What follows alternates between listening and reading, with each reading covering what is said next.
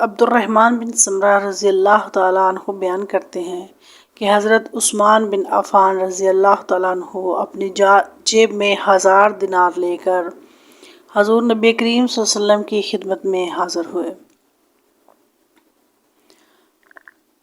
جب نبی کریم صلی اللہ علیہ وآلہ وسلم غزوہ تبوک کے لیے لشکر کی تیاری فرما رہے تھے تو انہوں نے وہ دینار آپ صلی اللہ علیہ وسلم کی گود میں بکھیر دیے۔ آپ صلی اللہ علیہ وسلم دیناروں کو ہاتھ سے الٹتے پلٹتے ہوئے فرما رہے تھے، آج کے بعد عثمان بن عفان جو بھی عمل کریں انہیں وہ عمل جنت میں داخل ہونے میں کچھ نقصان نہیں پہنچائے گا۔ یہ بات آپ صلی اللہ علیہ وسلم بار بار دہرا رہے تھے۔ حضرت عثمان غنی سفر تجارت سے واپس آئے، مدینہ پہنچے، کیا دیکھتے ہیں کہ مدینہ میں ہر جگہ اداسی چھائی ہے، مدینہ کی رونق بجھی بجھی سی ہے۔ ایک شخص کو روک کر پوچھا کہ کیا بات ہے، اہل شہر کیوں اداس ہے، سب کے چہرے کیوں مرجھائے ہوئے ہیں؟ ایک شخص نے جواب دیا کہ اہل مدینہ پر پانی بند کر دیا گیا ہے۔ اس یہودی نے مسلمانوں پر پانی بند کر دیا ہے جس کے کنویں سے پانی کی ضرورت پوری ہوتی تھی۔ حضرت عثمان غنی رضی اللہ تعالیٰ عنہ کے ذہن میں فوراً اپنے آقا صلی اللہ علیہ وآلہ وسلم کا خیال آیا۔ فوراً پوچھا وہ کس حال میں ہے؟ بتانے والے نے نہیں بتایا کہ آقا صلی اللہ علیہ وسلم بھی پیاس کی شدت سے نڈھال ہے، پچھلے کافی دنوں سے ایک گھونٹ پانی نصیب نہیں ہوا۔ یہ سنتے ہی حضرت عثمان غنی رضی اللہ تعالیٰ عنہ نے دوڑ لگا دی۔ دیکھنے والے دیکھ رہے ہیں کہ حضرت عثمان جیسا عاجز بندہ جس کے قدم قدم سے عاجزی ٹپکتی تھی آج تیز قدموں سے کہاں جا رہے ہیں۔ بتانے والا بھی سوچ میں پڑ گیا کہ آقا صلی اللہ علیہ وسلم تو مسجد نبوی میں تشریف فرمائے ہیں لیکن عثمان رضی اللہ تعالیٰ عنہ کی سمت چل پڑے ہیں۔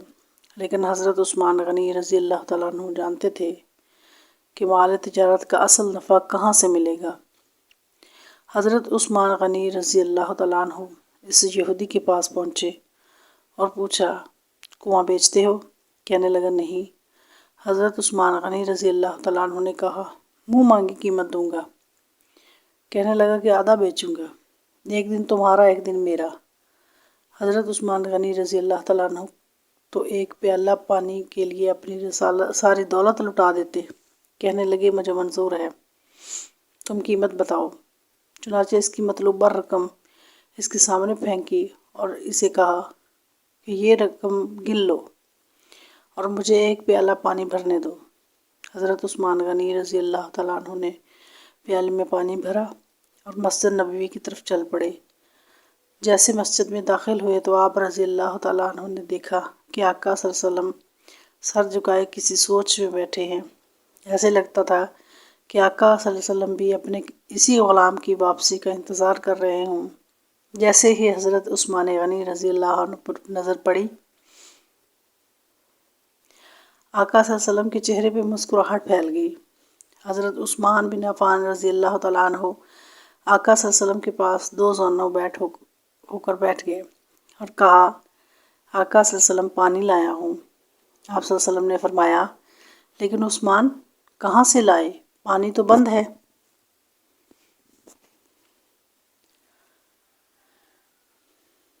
میں پانی پی لوں تو باقی مسلمان پیاسے رہیں، یہ کیسے ہو سکتا ہے؟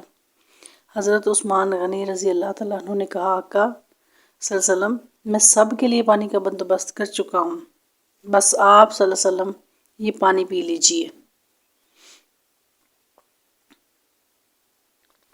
حضرت عثمان غنی رضی اللہ تعالیٰ عنہ نے عرض کی آقا صلی اللہ علیہ وسلم پانی میں اپنے ہاتھوں سے پلاؤں گا۔ ایسا ہی ایک منظر میدان حشر میں بھی ہوگا۔ حضور اکرم صلی اللہ علیہ وسلم حوض کوثر سے پانی بھر بھر کے اپنے یاروں کو دے رہے ہوں گے کہ پیاسوں کو پلاتے جاؤ، جن سے ان کی پیاس ہمیشہ کے لیے ختم ہو جائے۔ اتنے میں آقا صلی اللہ علیہ وسلم کی نظر اپنے غلام حضرت عثمان رضی اللہ تعالیٰ عنہ پر پڑے گی۔ آقا صلی اللہ علیہ وسلم اپنے ساتھیوں سے فرمائیں گے پیچھے ہٹ جاؤ، میرا عثمان آیا ہے۔ پھر آقا صلی اللہ علیہ وسلم وہ مدینہ والا واقعہ یاد کر کے فرمائیں گے، عثمان منہ کھول، آج لب تیرے ہوں گے، ہاتھ میرا ہوگا۔ ظالموں نے سارے مدینہ والوں کے لیے پانی کا بندوبست کرنے والے حضرت عثمان غنی رضی اللہ عنہ پہ 40 دن تک پانی بند رکھا۔ جب باغیوں نے حضرت عثمان غنی رضی اللہ تعالیٰ عنہ کا محاصرہ کیا ہوا تھا اور پانی بھی بند کیا ہوا تھا، تو ایک دن حضرت عثمان غنی رضی اللہ تعالیٰ عنہ نے ان سے کہا، کیا تم میرے سابق الاسلام ہونے کے نہیں جانتے؟ کیا تم نہیں جانتے کہ میں دین اسلام کے لیے میری کیا خدمات ہیں؟ میں تمہیں اللہ کی قسم دے کر پوچھتا ہوں کہ جب پانی بالکل نہیں تھا تو یہ کنواں کس نے خرید کر وقف کیا تھا؟ انہوں نے کہا، آپ نے تو۔ حضرت عثمان غنی رضی اللہ عنہ فرمانے لگے، آج تم نے میرے اوپر ہی بند کر دیا ہے، جس نے کنواں خرید کر سب کے لیے وقف کر دیا تھا۔ آج یاد دلایا کہ رسول اللہ صلی اللہ علیہ وسلم جب مدینہ تشریف لائے تھے تو مسجد نبوی کے لیے جگہ تنگ تھی۔ آپ صلی اللہ علیہ وسلم نے اعلان فرمایا تھا کہ جو شخص مسجد کے لیے زمین خریدے گا اسے جنت میں جگہ ملے گی۔ میں نے ہی جگہ خرید کر مسجد میں شامل کی تھی، لیکن آج تم مجھے اس مسجد میں نماز پڑھنے سے روکتے ہو۔ رسول اللہ صلی اللہ علیہ وسلم کے ساتھ میرا کیا تعلق تھا؟ کیا تم یہ بھی نہیں جانتے؟ ان کی یہ تمام باتیں بھی پتھر دل باغیوں کو ہلا نہ سکی۔ حضرت عثمان غنی رضی اللہ تعالیٰ عنہ کا خطاب سن کر شر پسندوں میں سے آواز آئی کہ بے شک آپ رضی اللہ عنہ نیکی اور بھلائی کے کاموں میں سبقت لے جانے والے ہیں، مگر ہم آپ رضی اللہ عنہ کو خلافت سے ہٹائے بغیر پیچھے نہیں ہٹیں گے۔ روایات میں آتا ہے کہ حضرت عثمان غنی رضی اللہ تعالیٰ عنہ کی اس تقریر کے بعد شرپسندوں نے آپ رضی اللہ عنہ کے مکان کے گرد گھیرا مزید تنگ کر دیا اور سختی کے ساتھ کھانے پینے کی چیزوں کو اندر جانے سے روک دیا۔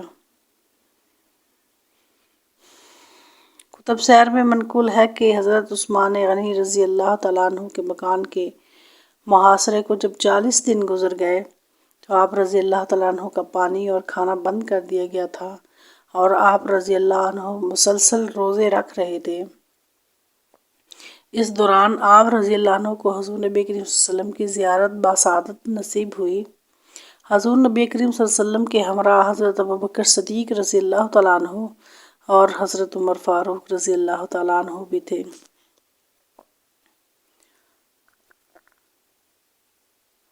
حضور نبی کریم صلی اللہ علیہ وسلم نے حضرت عثمان غنی رضی اللہ تعالیٰ عنہ کو مخاطب کرتے ہوئے فرمایا، عثمان، مجھے معلوم ہے کہ تم مسلسل روزے سے ہو اور تمہیں بہت پیاس لگی ہوئی ہے۔ تم فکر نہ کرو، کل کا روزہ تم میرے پاس حوض کوثر کے پانی سے کھولو گے، یہ ظالم تمہیں شہید کر دیں گے۔ حضرت عثمان غنی حضور نبی کریم صلی اللہ علیہ وسلم کی زیارت اور بشارت سے بہت خوش ہوئے۔ آپ رضی اللہ عنہ نے اس بات کا تذکرہ اپنی زوجہ حضرت نائلہ رضی اللہ تعالیٰ عنہ سے کیا۔ حضرت عثمان غنی رضی اللہ عنہ کو حضور نبی کریم صلی اللہ علیہ وسلم کی زیارت بسعادت کے بعد اس بات کا یقین ہو گیا کہ اب ان کی شہادت کا وقت نزدیک آ گیا ہے۔ آپ رضی اللہ تعالیٰ عنہ نے اپنے تمام غلام کو بلا کر ان کو آزاد کر دیا، لیکن انہوں نے آپ رضی اللہ عنہ کا ساتھ چھوڑنے سے انکار کر دیا۔ 18 ذی الحجہ 35 ہجری بروز جمعہ حضرت عثمان غنی رضی اللہ تعالیٰ عنہ قرآن پاک کی تلاوت میں مصروف تھے۔ آپ رضی اللہ تعالیٰ عنہ کی زوجہ حضرت نائلہ رضی اللہ تعالیٰ عنہ بھی آپ رضی اللہ عنہ کے پاس موجود تھی۔ چند شر پسند مکان کی دیوار پھلانگ کر اندر داخل ہوئے۔ ان میں محمد بن ابوبکر رضی اللہ عنہ بھی شامل تھے۔